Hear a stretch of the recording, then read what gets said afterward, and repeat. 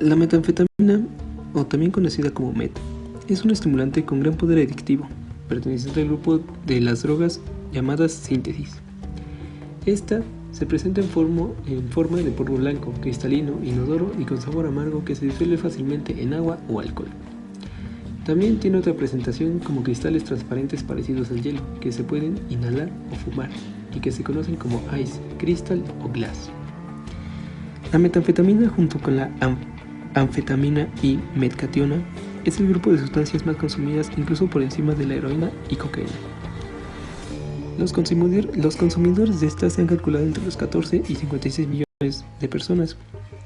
En comparación a la población mundial, es un sector mínimo, pero sigue siendo de alto riesgo para las personas que son propensas a caer en la adicción de esta.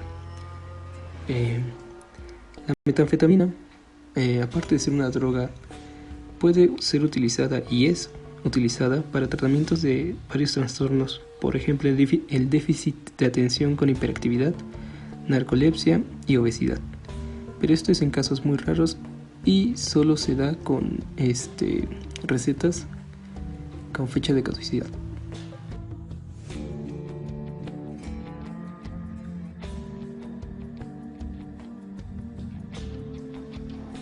La metanfetamina se creó a principios del siglo XX a partir de la droga original anfetamina. La anfetamina se sintetizó inicialmente en Alemania en 1887 por el químico Lazar Edelenau. La metanfetamina se sintetizó en Japón en 1919. La anfetamina estuvo relativamente olvidada hasta la década de 1930, cuando después se dieron cuenta de su acción farmacológica y potencial para ser terapéutica como estimulante del sistema nervioso central. De hecho, en 1932 fue el tratamiento del asma. Posteriormente, en la década de 1940, la anfetamina y la metanfetamina juntamente se utilizaron en diversos escenarios clínicos. Más que nada eran para problemas del sistema nervioso central, como se puede encontrar la esquizofrenia, adicciones, hábito tabáquico, hipotensión e incluso el hipo intratable. En 1941 se vendía la metanfetamina sin receta con los nombres registrados Filopón y Cedrín, con indicación de contrarrestar somnolencia y aumentar vitalidad. El empleo de la metanfetamina se generalizó tanto en Japón como en Alemania y Estados Unidos durante la Segunda Guerra Mundial. Tuvo doble ámbito de aplicación: en los ejércitos, sobre todo entre pilotos, y principalmente Japón, entre los trabajadores industriales para aumentar su productividad. Acabada la guerra, había un importante excedente de metanfetamina. Esta circunstancia, junto al impacto emocional de la derrota acelerada por las bombas atómicas de Hiroshima y Nagasaki, condujo a lo que se ha dado a denominar la primera epidemia de metanfetamina. Ya que era tanto excedente, entonces la gente empezó a acceder a estos laboratorios o a estos almacenes donde estaban esta sustancia de metanfetamina y empezó a abusar de ellos. Se estima que aproximadamente el 5% de la población japonesa de entre 16 y 25 años abusaban de esta misma. En 1954, el número de japoneses adictos a la metanfetamina se estimaba en 550,000, de los que alrededor de 10% desarrollaron patología psicótica. En aquella época se comercializó una formulación líquida de metanfetamina para tratar, supuestamente, la adicción a la heroína y otros opiáceos. Enseguida, la estrategia se demostró errónea, ya que esto empezó a generar un nuevo comportamiento de adicción, ya que se empezó a perder la adicción efectivamente a la heroína, pero se empezó a crear la adicción y la dependencia emocional, psicológica y en todo sentido y económica de la metanfetamina. El aumento de la criminalidad fue parejo al aumento del uso de la metanfetamina. El gobierno japonés aprobó una eminente ley a su control de estimulantes que permitía el tratamiento forzoso de los usuarios crónicos de estimulantes. Pero esto relativamente no se comprobaba si funcionaría o no. Posteriormente, en Estados Unidos, se vendió sin receta hasta el año de 1951 los inhaladores conteniendo anfetamina en su composición usados para el tratamiento de asma, y se siguieron vendiendo sin receta. Ahora podríamos decir que en especialidades farmacéuticas publicitarias hasta 1959. Durante la década de 1960 las anfetaminas se prescribían muy liberal para el tratamiento de depresión y obesidad. De hecho, en 1967 se alcanzó un máximo con 31 millones de prescripciones. Las restricciones legislativas tuvieron muy poco éxito, ya que lejos de normalizar la situación y el uso y el abuso, esto provocó algo mucho mayor: la segunda epidemia de metanfetaminas, que se extiende desde comienzos de la década de 1970 hasta la actualidad. Actualmente la mayor parte de la metanfetamina que hay en Estados Unidos se fabrica en México, en laboratorios clandestinos, y esta está a cargo de organizaciones criminales transnacionales. La metanfetamina es sumamente pura y potente y su precio es bajo. También es posible fabricar fácilmente la droga en estos mismos laboratorios pequeños con ingredientes de venta libre y relativamente económicas como la pseudoefedrina, un ingrediente común en los medicamentos para el resfrío. Para reducir la producción de metanfetamina, en el año 2005 el Congreso aprobó la ley Combat Methamphetamine Epidemic Act, que requiere que las farmacias y otras tiendas minoristas mantengan registros de compras de los productos que contienen pseudoefedrina y limitan la cantidad de estos productos que una persona puede comprar por día. En el año 2010 hubo 15.256 incidentes en laboratorios clandestinos de metanfetamina en el país, cifra que redujo el más de 80% a 3.036 en el 2017. Los datos sobre la confiscación de drogas indican que la mayor parte de la fabricación de metanfetamina dentro del país se realiza en laboratorios pequeños que elaboran 2 onzas o menos de la droga con productos domésticos de uso común. México también ha aumentado las restricciones de la pseudoefedrina y otros productos químicos precursores de la metanfetamina. A día de hoy esto parece ser un mito, pero ciertamente aún pueden haber grupos grandes o grupos pequeños que siguen consumiendo esta droga. Principalmente están en los grupos fronterizos y están en lugares del norte de este país, como en el sur de Estados Unidos y gran parte del centro. Entonces, esta es una lucha y esta es una situación que se mantiene el día de hoy. Métodos de obtención. Para la síntesis de esta sustancia, debido a que es ilícita, se encontró que los precursores necesarios para llegar a ella pueden obtenerse de productos de uso común. Sin embargo, el proceso resulta peligroso, dependiendo de los reactivos y el método a utilizar, ya que algunos de ellos pueden ser corrosivos o inflamables y llegar a desprender sustancias tóxicas o calor en la reacción.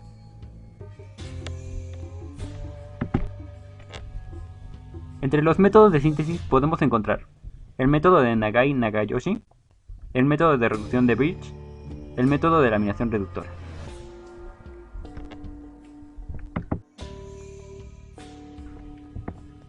Comenzaremos con el método de laminación reductora. Para este método utilizaremos como precursores la fenilacetona y la metilamina, los cuales al reaccionar forman una imina. Esta imina finalmente se reduce con ayuda de reactivos como la amalgama de aluminio y mercurio o el dióxido de platino, para obtener finalmente la metanfetamina.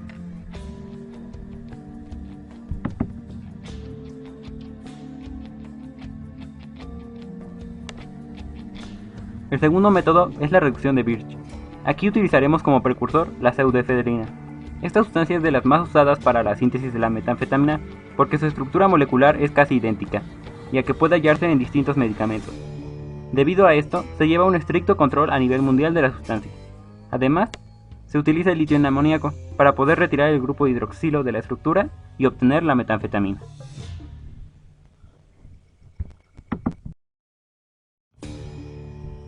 El último método es el de Nagai-Nagayoshi. Este método surgió de la investigación del químico japonés Nagai-Nagayoshi en 1893. Sin embargo, los reactivos que se utilizan actualmente fueron adaptados en 1919 por el químico Akira Ogata, ya que era más simple y rápido, y se obtenía un producto cristalino. En este método se parte de la efedrina o de la pseudoefedrina, por las características anteriormente mencionadas, y se hace una reducción del grupo hidroxilo a alcano.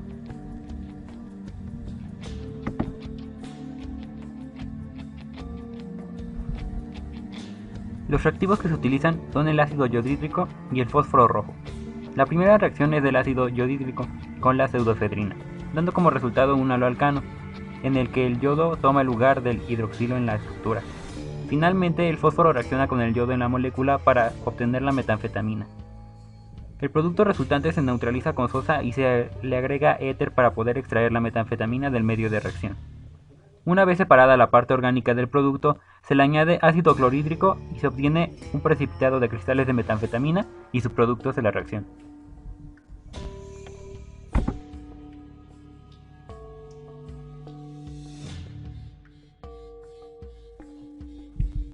Fundamento químico.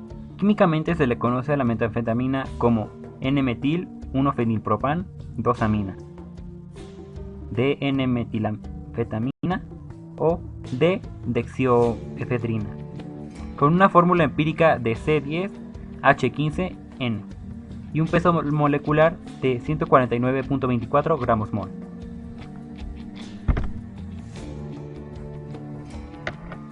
Es un compuesto orgánico artificial con una estructura similar a la anfetamina, que cuenta con fuertes propiedades psicoestimulantes ya que posee un carbono quiral, lo que le da un enantiómero dextrógiro y un olevógiro, de los cuales el dextrógiro da la mayor potencia psicoestimulante.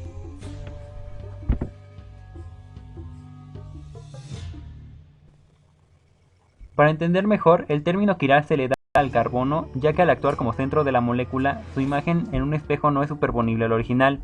De aquí también se desprende el término enantiómero, los cuales son la imagen original y la reflexión de la molécula, como se aprecia en los siguientes ejemplos.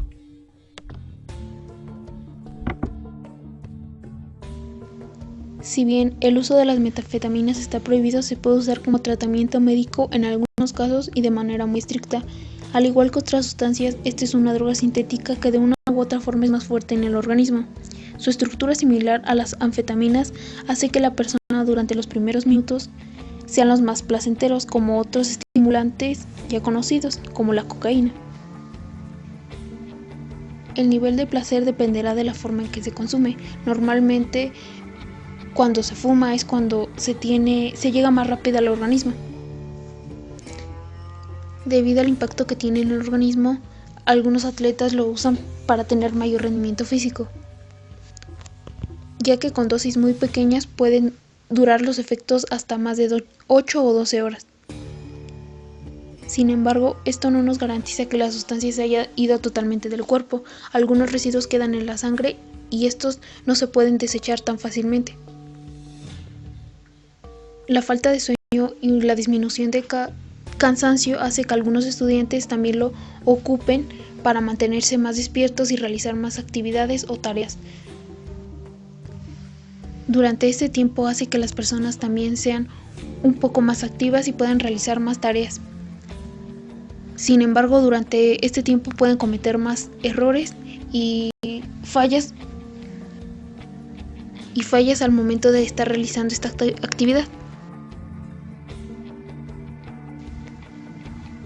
Al momento de consumirlas pueden considerarse algunas ventajas como lo son el aumento del estado de vigilia, aumento de actividad física, disminución de apetito, disminución de sensación de cansancio y fatiga.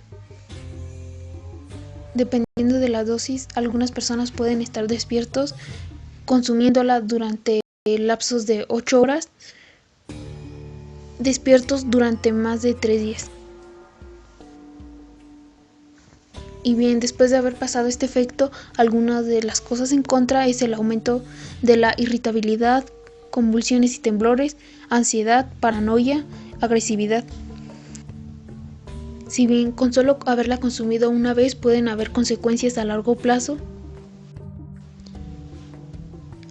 Ahora, los mayores impactos son en el cerebro y en la mente. Como ya se ha mencionado, aparte de las alteraciones en la coordinación motora, la memoria y el juicio, pueden haber síntomas de la enfermedad de Parkinson. Existe un mayor riesgo de accidente cerebrovascular y en la mente los daños son aún mayores, como cambios permanentes en la personalidad y en la inteligencia, una severa disminución en el coeficiente intelectual. Si bien después de que la persona solo la haya consumido una vez, hay muchas posibilidades de que la persona se pueda volver dependiente.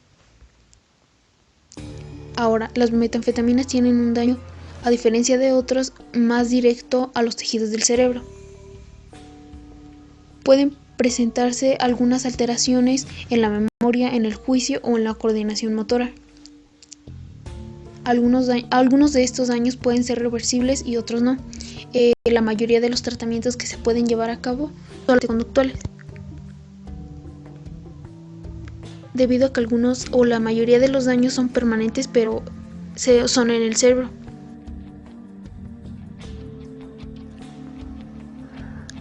En conclusión, podemos resumir que la metanfetamina es un compuesto químico orgánico, debido a la distribución de los átomos que la componen, así como a los grupos radicales que contiene. Además, este tipo sintético a causa de que para su obtención se necesita partir de otras sustancias similares, tales como la efedrina y la pseudoefedrina, principalmente.